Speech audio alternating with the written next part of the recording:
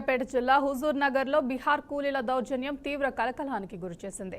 హుజూర్ నగర్లోని పాలకీడు మండలం దక్కన్ సిమెంట్ ఫ్యాక్టరీలో ఘర్షణ చోటు చేసుకుంది. ఫ్యాక్టరీపై దాడి చేసిన బీహార్ కార్మికులు ఫ్యాక్టరీలో ఆఫీస్ అద్దాలు పగలగొట్టారు. అడ్డుకునేందుకు వచ్చిన పోలీసులపై కూడా బీహారీలు దాడి చేయడం కలకలం సృష్టించింది.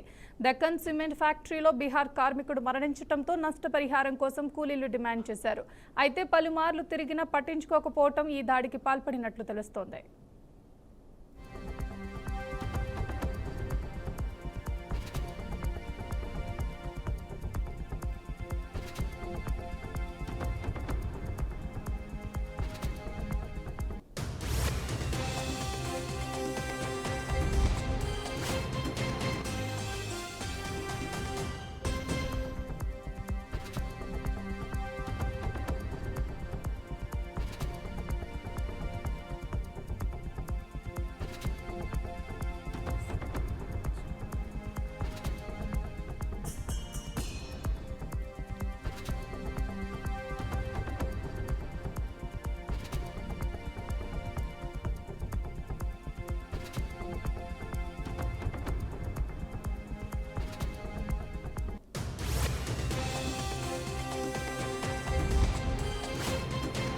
ఇదే అంశానికి సంబంధించి పూర్తి సమాచారాన్ని మా ప్రతినిధి శ్రీనివాస్ అందిస్తారు.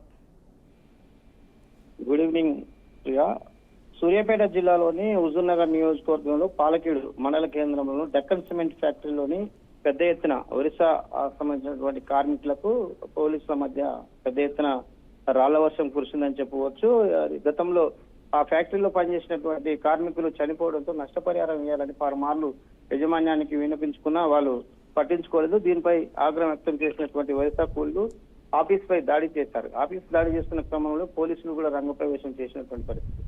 పోలీసులు బేఖాదరు చేయకుండా చనిపోయిన వారికి నష్టపరిహారం ఇచ్చినటువంటి యాజమాన్యం నిర్లక్ష్య వైఖరి నిరసనగా వారు దాడి చేశారు. ఈ దాడికి సంబంధించినటువంటి పూర్వపరాలని ఇప్పటికే డక్కన్ సిమెంట్ ఫ్యాక్టరీలో ఉన్నటువంటి యాజమాన్యం కూడా ధృవీకరించింది. దీనికి సంబంధించి మాత్రం నష్టపరిహారం ఇచ్చేంత వరకు వదిలేదంటూ ఒరిస్సా కార్మికులు అయితే పెద్ద ఎత్తున ఆందోళన చేశారు. ఇదే ఆందోళన కార్యక్రమంలో చెదరగొట్టడానికి ప్రయత్నించి పోలీసులపై కూడా రాళ్ల వర్షం కురిపించి దాడి కూడా చేసినటువంటి పరిస్థితి.